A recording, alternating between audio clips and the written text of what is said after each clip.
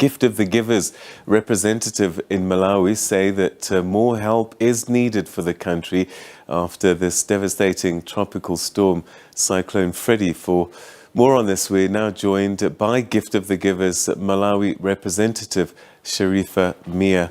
Thanks very much indeed for joining us.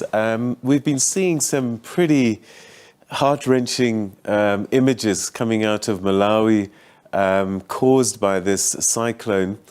How difficult has it been for you on the ground doing the work that you do? It's been difficult in terms of not just logistics, but also our staff members coming back from a mission that we sent them to and coming back devastated because of what they have seen. Often we'll have to see, I was having a talk with one of our officers. He had just come back from one of the mudslides, and he was he's never seen anything like that before. And when I was questioning him, he's like, I'm going to break down. So I'm like, it's okay, you can break down, it's okay. And that's why we are here, to support each other. So apart from the logistics nightmare of trying to get to people, but also the toll it's having on people's emotions, seeing such kind of devastation, they're still recovering bodies. We still have close to 300 people missing. In Malawi alone, we have 360 people that have been confirmed dead.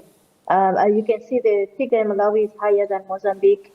And the main reason for this is the mudslides. We've had mudslides in different districts, mainly Blantyre, the city, but also Mulanje and Palombe and Chiradzulu, the one you were showing earlier on. All right, so it's really devastating. Yeah. So the kind of work you're doing at this time now, still recovery, but also there are those that have survived and are living. How are you helping them?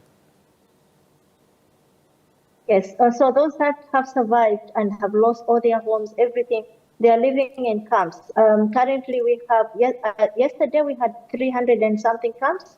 As of today, that figure has gone up to 437 camps all over the 14 districts that have been affected. And in these camps, people have been sitting with no food for days, especially those in rural communities. Those in the city, a lot of NGOs are reaching out to them.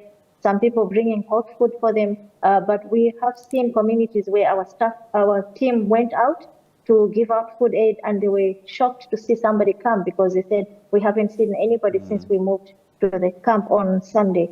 A lot of them hadn't had a proper meal since Sunday until the day we brought them some food for them to cook. What we're doing now is giving food items for the camp, not for families, so that they can cook as a community at the camp. And then next week we'll start giving out family packs, which will include food items, also non-food items like blankets, kitchen sets, buckets, and also hygiene kits. As you can imagine, Peter, one of the threats that we have right now is cholera. We've had a cholera outbreak in Malawi for about a year now. And the situation in the camps is very worrying because we might end up having a cholera outbreak on top of this disaster. So as the givers, we're giving out chlorine liquid, which is used to purify the water, but also putting together hygiene packs for them. A lot of them don't have any clothes. One staff member was saying they met a man that was wearing just boxer shorts and saying, this is all I have. I don't have anything else. Wow. Yeah, so as Gift of the Givers, we're trying to get clothes out. Whatever we have in our warehouse now, we're clearing that out. And there's 2 trucks that we are waiting for that are coming from South Africa that will have some warm clothes, sleeping bags, and currently we've already procured quite a lot of items that are going out next week, including about 3,000 blankets that are already in our warehouse to go out next week to these people. So it's really devastating, and the need is great. Lots of people are helping out. Today I was out and I saw there's a whole team of citizens that have just come together, and they have these Land Rovers, and they're going out into areas that are not accessible with aid. So lots of people coming in. It's not just the NGOs, international NGOs, UN, Malawi government, but also the local citizens have seen the devastation of their fellow Malawians, and they're coming out to help. Despite all of that, it's still not enough because currently it's still unfolding. We are looking at close to 1 million people that have been affected. Close to 200,000 people have been displaced. That's a huge number of people to reach out to in such a short time. Yeah, with many of them facing an uncertain future, having lost everything. Yes. There must be people still requiring medical attention. Do you have enough resources, medicines to deal with the size of the problem?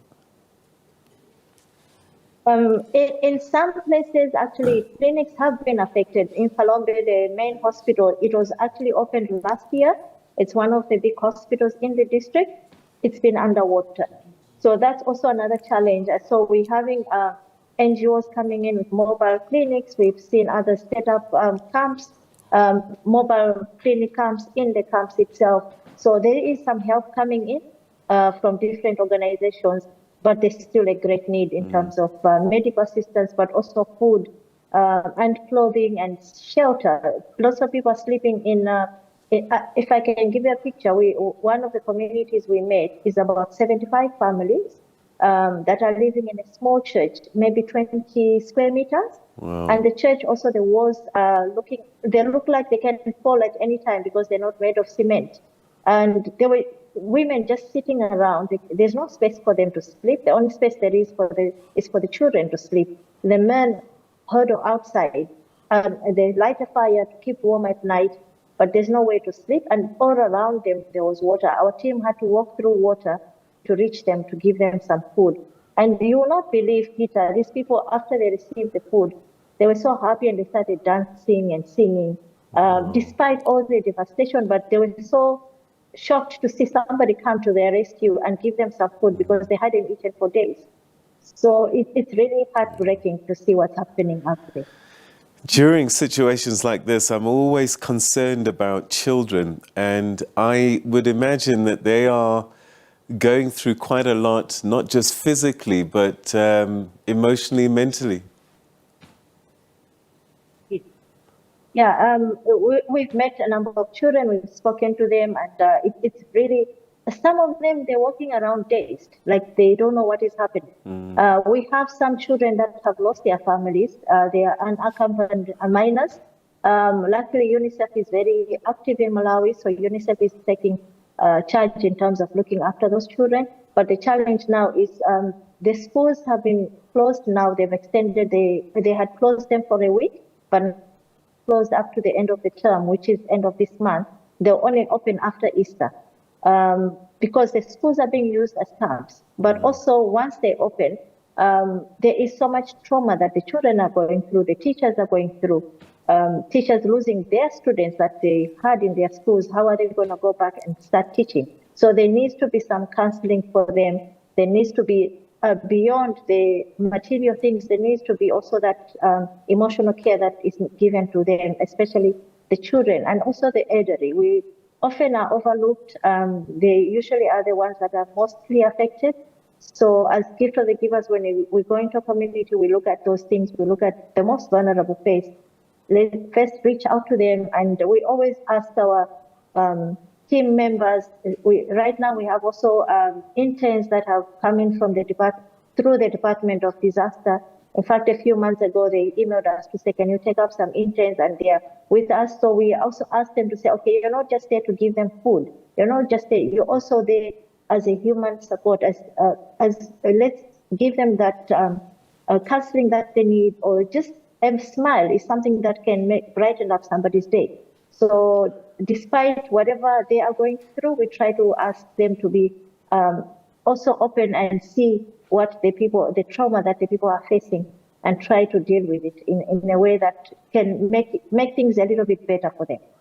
Sharifa, we wish you the best, and we thank you for the work that you as Gift of the Givers continue to do, not just in Malawi, but many parts of the world. But we wish you strength, particularly at this time. Thank you. Thank you, Peter. Thank you. All right, that's Sharifa Mia, who's the representative for Gift of the Givers in Malawi, doing a lot of the work that we've seen them do in many parts of the continent and other parts of the world, helping the many people in desperate need. And you heard there, it could be as many as 1 million people affected, hundreds of thousands displaced, and people facing an uncertain future at this time.